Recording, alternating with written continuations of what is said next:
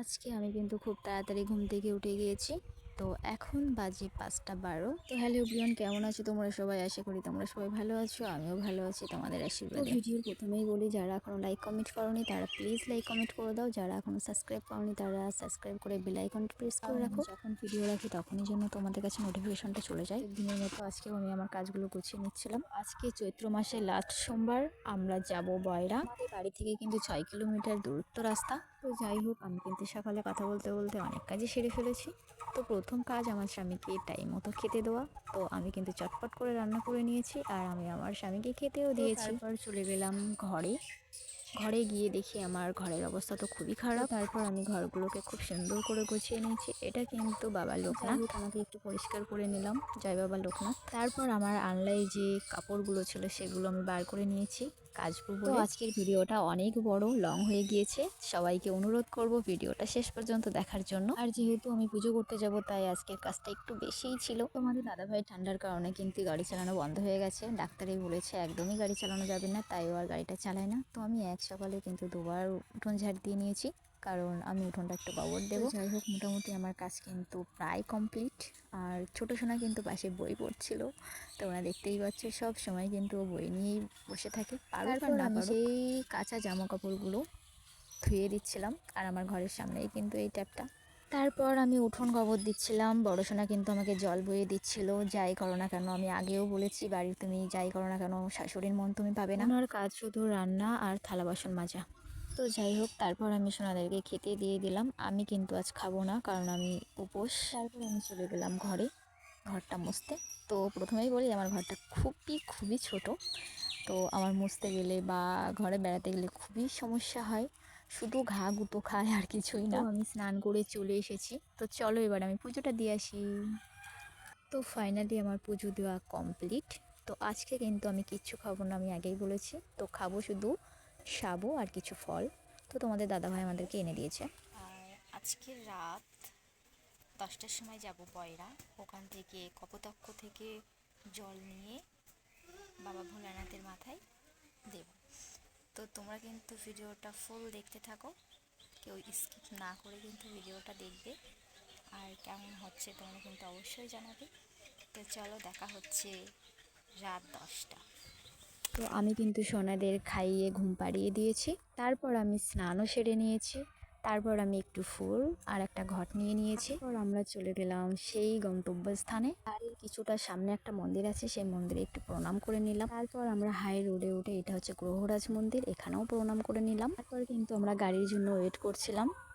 তারপর দেখলাম এখানে একটা বিএসএফ তিনি ডিউটি করছে এত রাত্রে। হঠাৎ করে দেখলাম আমাদের কিছু সঙ্গী এসে গেছে, আমরা একসঙ্গে যেতে পারবো, যেহেতু অনেকটা রাত হয়ে গেছে। দুজন খুবই ভয় পাচ্ছিলাম। তারপর দেখো, বাবা মহাদেবের নামে সবাই গাড়ি নিয়ে বেরিয়েছে জল আনতে। ওরা কিন্তু ভীষণ আনন্দ করছিল, কি বলবো, ওরা তো সেই নাচ।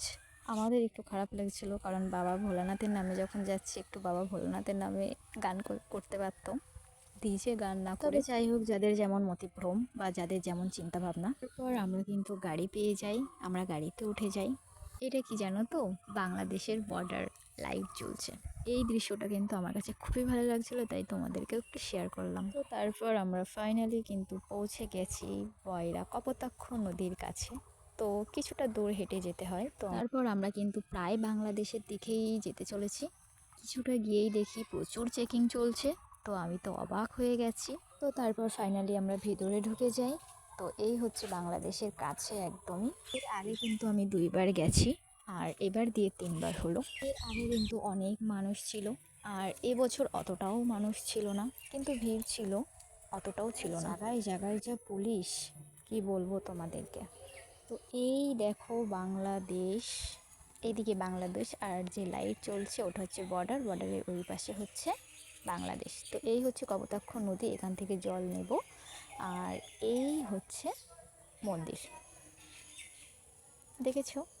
তো এখানে হচ্ছে জল দিতে হবে, আর মানুষ কিন্তু এখানে প্রচুর। আর এই যে বউটাকে আমরা দেখতে পাচ্ছি, ইনি মানত করেছিল।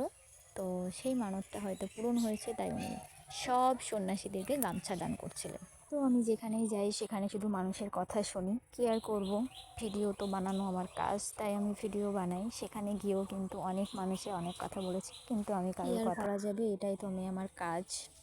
কে কী বললো আর কে কী না বললো সেটা শুনতে গেলে তো আমি আমার কাজটা করতে পারবো না, তাই না?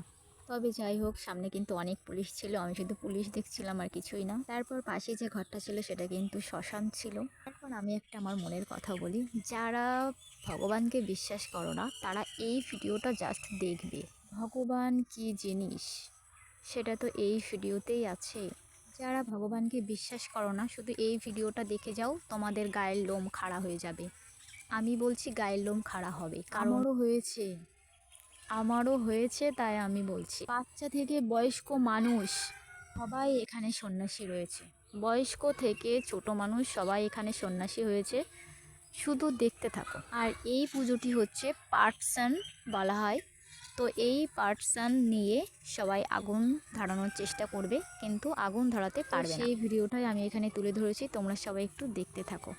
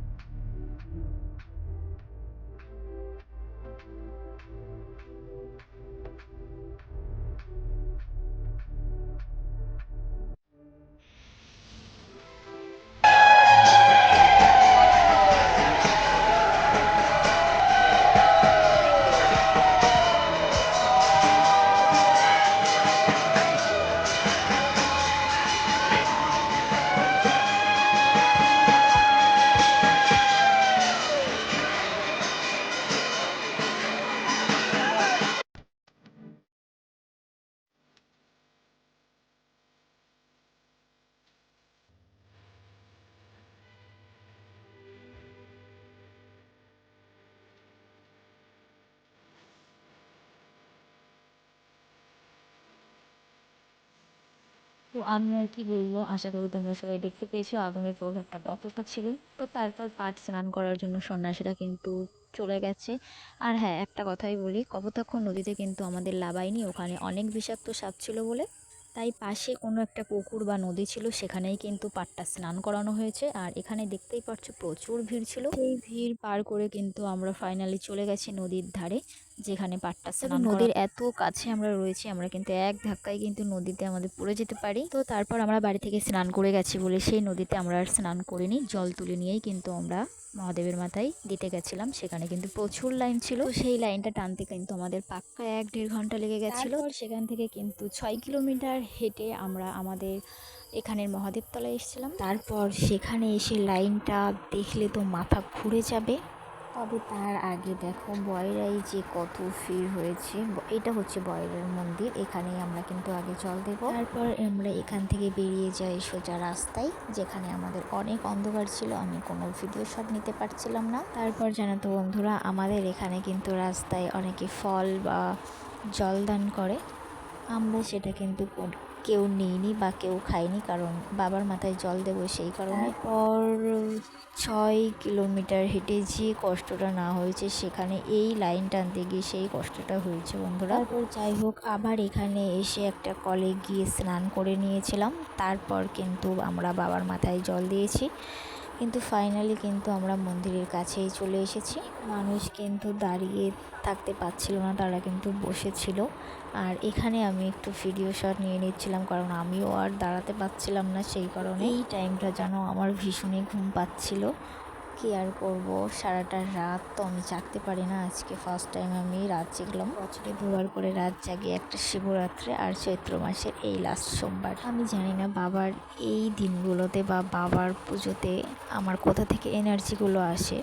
আমার খুব ভালো লাগে বাবার প্রতি, ভালোবাসা বা শ্রদ্ধা বা বিশ্বাস। তবে যাই হোক, আমি অনেক কিছুই বকে ফেলেছি বা আজকের ভিডিওটা কিন্তু আমার অনেক বড় হয়ে গেছে। আমি কিন্তু মন্দিরের বাইরে নন্দী ছিল, নন্দীর মাথায় জল দিয়ে কিন্তু আমরা বাড়ির উদ্দেশ্যে রওনা নিই। তখন বাজে ভোর 4:30। তখন তারপর কিন্তু আমি আর বৌদি বাড়ির দিকে রওনা নিই। হ্যাঁ, দাদাও কিন্তু সাথে ছিল। আমি বাড়ি চলে এসেছি। সকালে বাসি কাজগুলো গুছিয়ে নেব। তারপর বাড়িতে এসে তোমাদের দাদাভাইকে ডাকলাম, সোনাকে নিয়ে এলো, ওদেরকে একটু আশীর্বাদ দিলাম, ঠাকুরের আশীর্বাদ, তোমার দাদার প্রণাম নিলাম। তারপর বড় সোনা তো ঘুম থেকে উঠতেই যাচ্ছিল না, যেহেতু ছোট মানুষ এত সকালে ওঠে না, তো ওকেও প্রণামই দিলাম। তারপর আমি আমার সকালের কাজগুলো গুছিয়ে নিলাম। তারপর স্নান সেরে পুজো দিয়ে একটু রেস্ট নিলাম। বন্ধুরা, আমার ভিডিওটা কেমন লাগলো তোমরা কিন্তু অবশ্যই জানিয়ে যাবে, আর লাইক কমেন্ট করতে কিন্তু একদমই ভুলবে না।